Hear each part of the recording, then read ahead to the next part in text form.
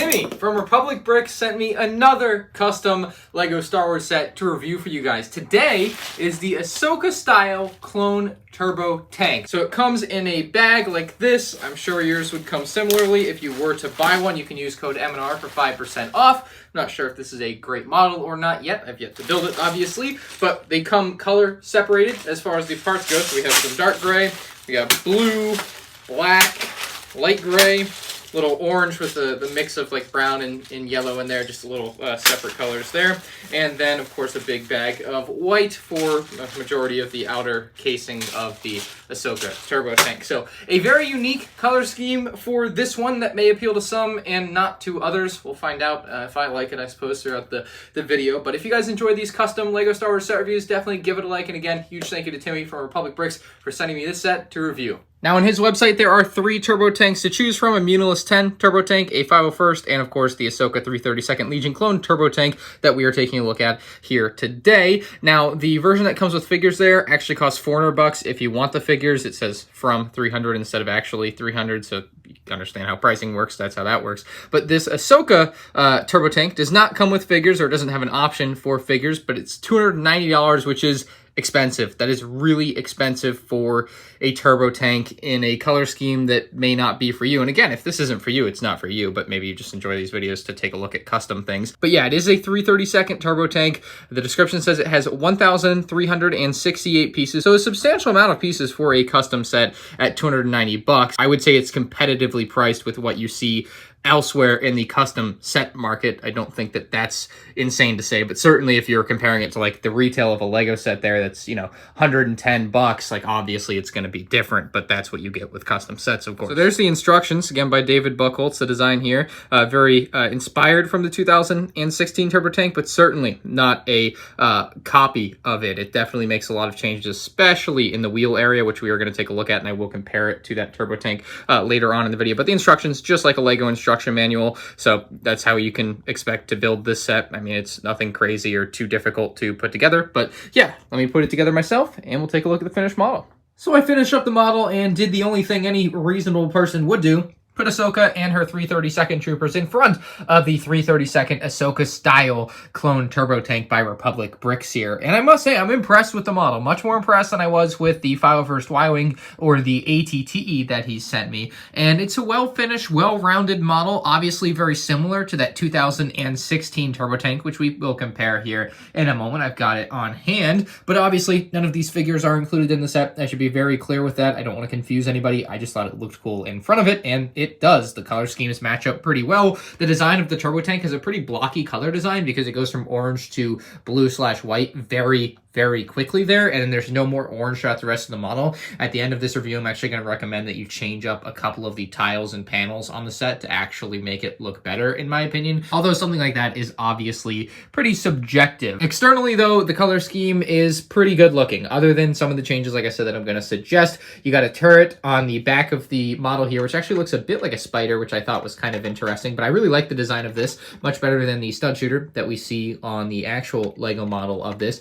And while it spins pretty well, 360 degrees, it doesn't really rotate, or rather move up and down very much. You can point it down a little, but that's about all you're going to get as far as range of motion on something like that. Now, moving towards the middle section here, you actually have this panel, which is going to open up and reveal a box. That box is actually empty. Nothing comes in the box, at least in the version that Timmy did ship to me. You can see some nice detailing on the outside of that. Really love these like pseudo binocular pieces. I know they don't really use them as binoculars because they have an actual binocular piece now, but I like those pieces a lot and they work well for detail in this case. Then you have the carrying handle, which is a little bit all over the place. Maybe I built mine wrong, maybe I didn't, but the carrying handle works as intended still as a carrying handle. You can pick the setup and you're not going to have any problems with that as you swing it around. You can see it does flex a little bit as I can like turn it, but it still seems to be pretty sturdy and does its job. Your fingers may hit the little rifle here if you have it facing that way, but that's not going to be a big deal either. The rifle seems to be pretty strongly attached. It may fall out on you, it may not, but on me it hasn't fallen out, and that rifle is just another kind of weapon for you to point at whomever, whatever droids or bionicles you want to take out with your clone turbo tank. You're also going to have a crow's nest on top of the turbo tank, which can actually raise on up there and do its job. You can place a minifigure on there. In this case, we have a 332nd on standby. We got him on there. He's got a nice printed control panel that Timmy included on the set, and yeah, it's not the craziest looking thing. You can also sit him down, which may look a little bit more appropriate. But still, I don't think that this looks as good as like the 2005 Turbo Tank's crow's nest. It just looks awkward. It's the exact same as the Lego design, as you can see. But yeah, it's just not that appealing to me as an actual feature. But I like leaving it down. It looks fine as is. You have some lights on the front of that. Externally, this whole panel is going to drop down, but we're going to take a look at the interior in a moment. But you can see it drops down pretty easily. Same with the backside interior. And then at the front here, we have some weaponry with some Technic pieces to create that weaponry. Nice little lights at the front as well, and then some clear pieces here, which I think are supposed to be windows basically, but obviously they can't make them clear in the actual Lego version because they have to have tiling under it. So that's kind of how that works. Now, before we get to the interior, I actually want to take a look at the wheels. Let me get these figs out of the way.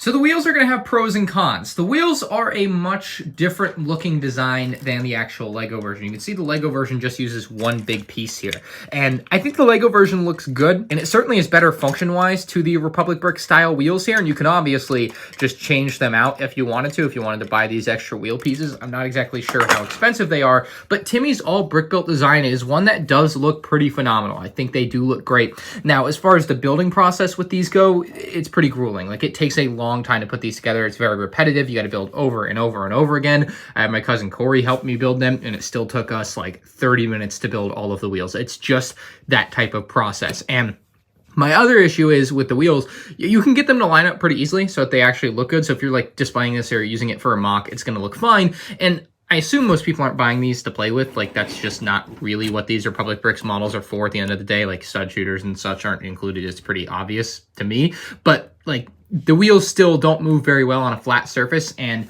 so you can see they're not really getting the traction you're going to want, and I really don't like that sound. It sounds like nails on chalkboard, but you can see my point. Like, a couple of the wheels didn't even turn. Some of them turned, and then you end up with wheels that are all out of whack. When the Lego ones all end up all out of whack, you hardly notice it because the only thing that are like off axis are going to be these things, and even then they like line up most of the time anyway, so it's not a big deal. As with this, it looks a little bit weird when the wheels end up like this, I'm going to be honest. So you end up with something like that. Now, that's on a hard surface like this. So when we get a set like this down to the carpet, you can see that it's going to roll much more nicely. Much more nicely. It doesn't make a bad noise, and it actually is pretty smooth for something that uses pieces that could actually at any point just kind of jump out of their section. You do have to make sure they're all lined up and whatnot, but once they're lined up, they look really nice, and they work just like wheels, as they should, right? That makes a lot of sense. Now, the range of motion for the vehicle turning isn't as high as on the Lego one, but it does have a decent turn radius. It can turn as you move it, but the issue with that is when you turn it too hard, it's going to run into this middle wheel first and then knock everything out of alignment. So that is why a set like this just generally isn't to be played with compared to the Lego version. This is like a mock set to use for your mock, or a set to use just purely for display. You don't want to be playing with this. That's just not how it's going to work, unfortunately. Realigning the wheels, if they get bumped out of place, is pretty easy, though. You just knock them on over to wherever you want them to be. I mean, you can have them in any orientation, really. It kind of looks cool if you line them up all like that. Kind of looks like a train tread or tank tread, whatever. So yeah, you can do different things like that with them, but ultimately I like leaving them at like a 45-degree or so angle, and they look pretty good like that. Now, let's get to the interior of this baby here. We're going to look at the front end first, and you can open up the side panel. All is kind of one thing, and then the front panel can drop down. It's going to push these weapons slightly out of the way. Another side panel out of the way and down, and you can see it opens up to a pretty spacious interior. You have a ton of space to work with as far as how many figures you can fit, because you actually included chairs. Now, chairs are not something included in the Lego model. The Lego model on the interior will actually include a walker, so you're kind of getting a trade-off there. So you can fit up to 6 troops in these first 2 main bays, and like I said, with the Lego version, you're going to see is that there is actually a couple of seats up front, pardon my dust on my model, and then you actually have something holding a spring-loaded shooter on this one that is not present on Timmy's version, and then you also have this little walker wedged in here. I don't even know if I can get it out. I probably wedged it in real good myself at some point, but there's a walker in there, and then you also have like the ability to spin up the crow's nest. You can actually do that on the Lego one too,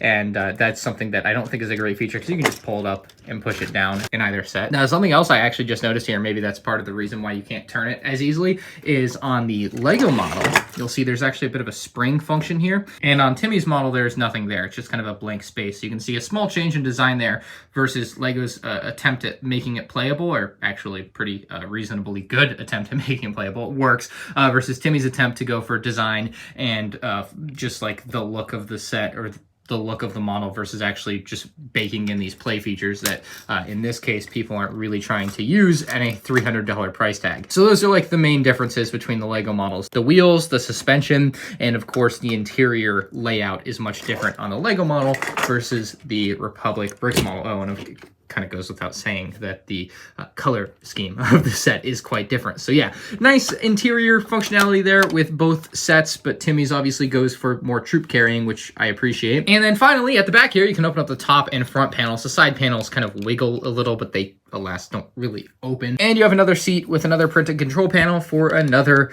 332nd Trooper. Now, the issue with this, however, is that when you have the Trooper in there, it won't close all of the way, which is a bit of a shame. So the workaround for this would be to take the seat out, and then it should close a lot more. So yeah, kind of unfortunate that it doesn't close all of the way with the seat in there as intended. I suppose that was not tested out before this was shipped to me. So, I mean, not the end of the world. It's just something you can take out, but it is something that you would expect for a model you're paying so much for, I suppose. So let me give you a couple more quick side-by-sides with the Lego version versus the Republic Bricks version. You can again see the Republic Bricks version seems to sit a little bit lower than the Lego version, which rides a little bit higher. And like I said, it has a much better suspension versus the one on the Republic Bricks model. And this, again, is much more for play than this one is, so you obviously are getting a big trade-off in that way. But the models themselves otherwise are very similar design-wise. Something else that the Republic Bricks model did take off was those spring-loaded shooters on the side, though. You can see that that is just not present, nor is the turret on the top the same. So there are differences between these sets. They aren't exactly the same, obviously, and they make big changes in big ways depending on what you're looking for. The Lego one has surprisingly gone up quite a bit in value since its retirement, at least surprisingly to me. I remember seeing them on clearance for 70 bucks and like not wanting them, but now that it's retired and going for like 200 plus sealed in box, I kind of want one. So it's that type of thing. But if you're someone looking at this model and thinking it's not very appealing, because I'll be honest, I don't love the blockiness of this color scheme of how it just goes from white and blue straight to just all orange and there's nothing mixing in on the orange. The change that I'm going to recommend is pulling off this 1x3 tile on the side of the front and then the 1x3 tile on the side of the back and swapping those out to start with. I think that's a pretty nice change to make. And then the other thing I would change is these wedge plates here at the front. Just go ahead and pull that off. And then there's another wedge plate on the back that is white. I'm gonna go ahead and pull that one off, swap us around. Put this on the front, and I just think that in general breaks up the coloring a little bit better. Now, I think maybe part of the reason the design is, and it's something that I don't love about the design of 332nd Troopers either, is that it's just orange and then straight to blue and white, and there's no like color fusion going on there. I like fusing the colors together. I think it looks better like that when it's all kind of mixed together, but that's just a personal preference thing and something you can certainly stray away from if you don't really want anything to do with it. And there's the other side with the orange on there. And then maybe even if you only wanted to switch the blue out, and then if you maybe only wanted to switch the orange with the white, that's what it would look like there. So just a small thing that I was playing around with that I kind of liked better the other way around. So let me know what you guys think about this bad boy in the comments section below. The color scheme is something that some people are going to love and some people maybe not so much, but it definitely is very faithful to the 332nd Trooper and would go good if you had an army of these guys. However, because they only come in a $140 set, that may not be so attainable for everybody, but hey, that's just life, I suppose. This turbo tank, again, does cost $290 on republicbricks.com. Make sure you guys subscribe if you haven't already, because I'll be doing more reviews of custom Republic Bricks models in the future. I've already done some in the past, and you can check those out with the playlist on the end screen now.